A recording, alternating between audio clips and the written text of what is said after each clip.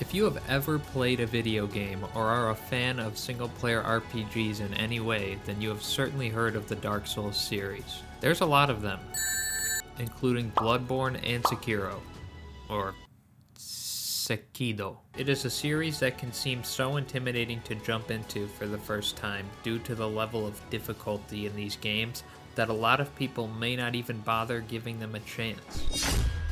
For the most part, this was me. Not that the games didn't seem interesting to me. I like what I saw, I just never thought to play them really, other than putting maybe 15 hours or so into Dark Souls 2 like 5 or 6 years ago. Fast forward to 2022, and From Software's latest game, Elden Ring, has been out for just about a year now, not to mention just one Game of the Year. And after recently picking it up on the Steam Winter Sale, I very quickly noticed something about it through just the first few hours of play. It is simply just different.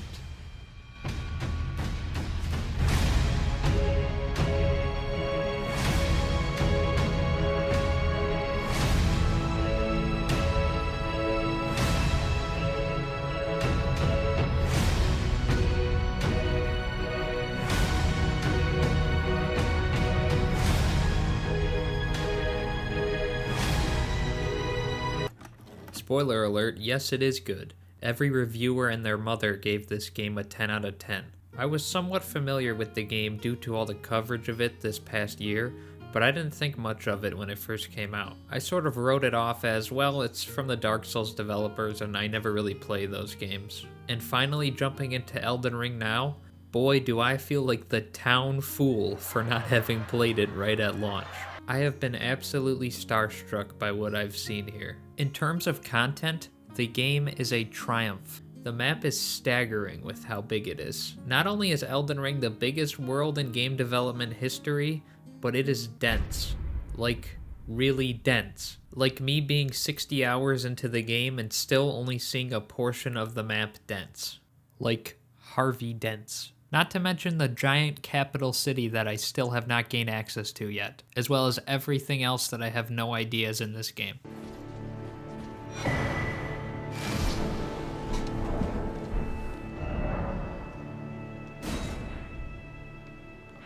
What the hell is this? This game is so huge. How? How do you make this video game? I've only taken down 4 story-related bosses simply because I have been doing everything else. I believe there's about a dozen bosses that need to be completed in this one in order to roll the final credits, and I'm not even close. At almost every new area I arrive to, when the world just seems to keep going and surprising you, I just kept saying, how? As you traverse the landscapes, you pick up map fragments that continue to reveal more and more. For example, it took me until 40 hours into the game to realize that there's a full-scale peninsula directly south of Lingrave, which is the area you start the game in. I'm pretty sure the Weeping Peninsula is one of the lower level areas that the game may want you to uncover first, but it doesn't tell you anything. So everyone's experience will be different. You just keep finding more and more until you realize, oh, this game is literally the size of a small country. There is such a tremendous amount of views to take in. Dude, they got Hogwarts in this game? So many weird enemy types and bosses, as well as hidden areas everywhere and side dungeons to conquer. Oh, calm down. Yeah, none of that, please. Oh, and f*** this one, by the way.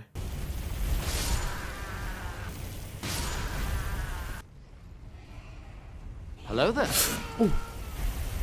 I've died to this chariot no less than 750 times. The player is consistently rewarded for finding things without ever being told where to go. The game has the same structure and principles of The Legend of Zelda Breath of the Wild, another open world masterpiece that I had finished earlier in 2022. The core idea in both of these games is that the world is yours. This structure, or lack of structure, in open world development is such a key factor in separating these two games from your typical Ubisoft open world games, for example. Games that tend to follow a formula more than the average player may realize. Don't get me wrong here, I've enjoyed my fair share of Far Cry or perhaps an Assassin's Creed here and there. In fact, at the time, Far Cry 3 was one of those games that raised the bar for open worlds back in 2012. But it can be monotonous playing more or less the same sort of game with the same structure for the past 10 years of various Far Cry releases. Did I ever tell you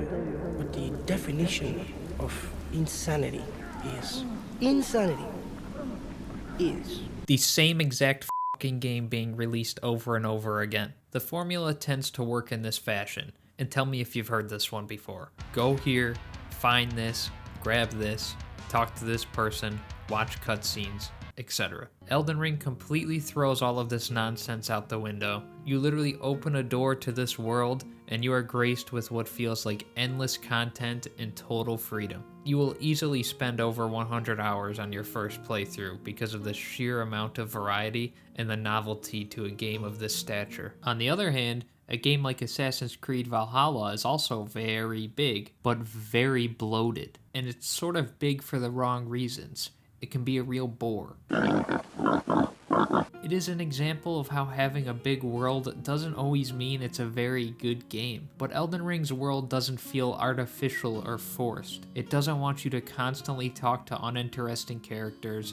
It doesn't want you to constantly go grab any items for anybody, or walk slowly behind someone in a boring-ass trailing mission. No. The Lands Between feels like a place that existed forever, and will continue to exist long after you leave it. But the game will probably take me about 5 years to finish, so I'm not leaving it anytime soon. From Software had even brought on Game of Thrones creator George R.R. Martin to help construct the vision of this game. You know they're serious from that alone. Mr. Martin ain't working on no Assassin's Creed games anytime soon, I'll tell you that much. And if he does, then I guess I would look pretty stupid.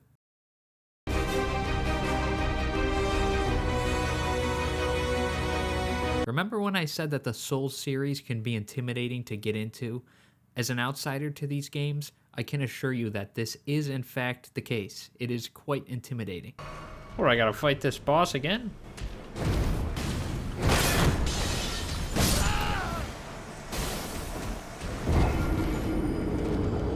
I'm not fighting him again. You spend 8 million years trying to get to the end of a dungeon just to be greeted by a wolf that tested my will to live. But the game consistently gives you things to make you feel like the fight was worth it. Oh my god. I should go to sleep. Difficulty may be the only controversial aspect to this game, if you even want to call it that. It is unfortunate that there are people out there who love open world games, but will neglect to ever play the most beautiful one we've ever seen, simply due to difficulty level. Red Lobster? Oh no. For me personally, besides the exploration, the learning curve of the game has been one of my favorite parts throughout my first 60 hours of this masterpiece. I don't remember the last time I played a single-player game with any real level of challenge. I feel like there aren't enough games where you have no choice but to master the mechanics of it. Most single-player adventures allow a choice at the beginning. Easy, medium, hard, or ultra nightmare if you're playing Doom. But these choices are scary when you're about to start a game you've never played before. The average player will look at all these difficulty options in a game like Doom and shy away from the challenge. Elden Ring is unique because its world will draw you in with how spectacular it is, while sort of sneakily forcing you to adapt to a hard video game, something a lot of players will not be used to. There are well over 200 optional bosses to take down in this game, which is like, it doesn't even make any sense. Okay. Oh. Like I said, it's a staggering amount of unique content that will provide the player with a sense of satisfaction for finally taking down that piece of garbage that ruined your day for several hours. In conclusion, big game is big. I don't care if you got kids, I don't care if you got a new dog or something. Elden Ring, don't be like me. Update alert, I have made it to the capital city. I've got a feeling I'm gonna die a lot here. I f***ing hate it when I'm always right.